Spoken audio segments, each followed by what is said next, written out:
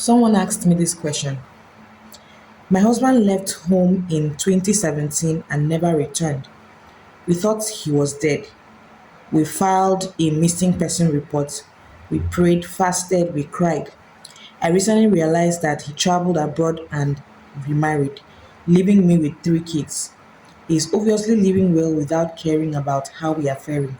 What can I do? I need my pound of flesh. Now, this situation is called desertion, and desertion is a ground for dissolution of marriage, that is divorce, under the Matrimonial Causes Act.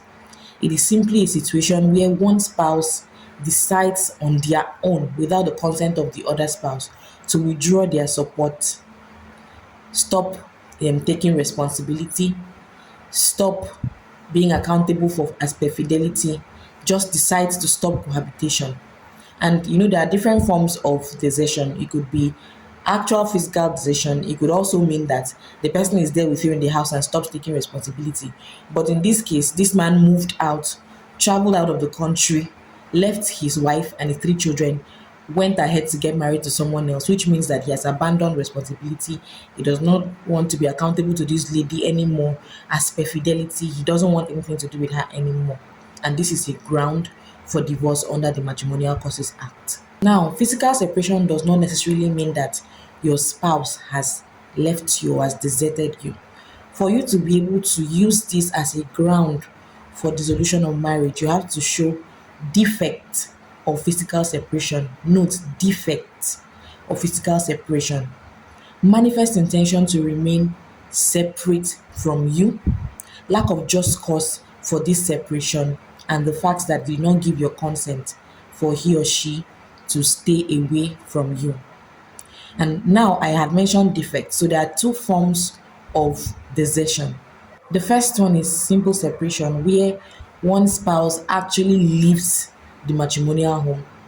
And then constructive desertion is the person is still living with you in the house, but has abandoned all matrimonial responsibility. You people are just living like flatmates. You no longer do things like husband and wife. In fact, you're just living there because maybe you don't have where to go, or because you're the one that paid the rent.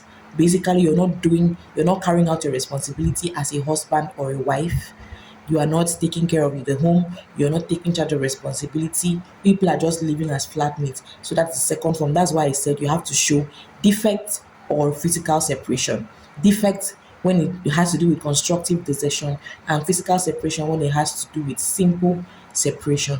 Now, in all of this, what it means is that if you file for dissolution of marriage on the grounds of desertion, and it is shown that you had given your consent for your spouse to move out, maybe for example, your spouse traveled abroad to go to school, not for any other thing that is supposed that may cause harm to your marriage, maybe to go to school or to work or to find a better life, and you said go so that our life can be better. You cannot come back and say, oh, I've not seen my husband in 2 years. He went to school, and so I'm tired. I want to remarry. The court it will not dissolve your marriage on that ground if it is shown that you had given your consent, not in a situation where there is manifest intention to be excuse me, there is a manifest intention to remain separate from you. No. Once you had given your consent, don't even bother, because you had agreed.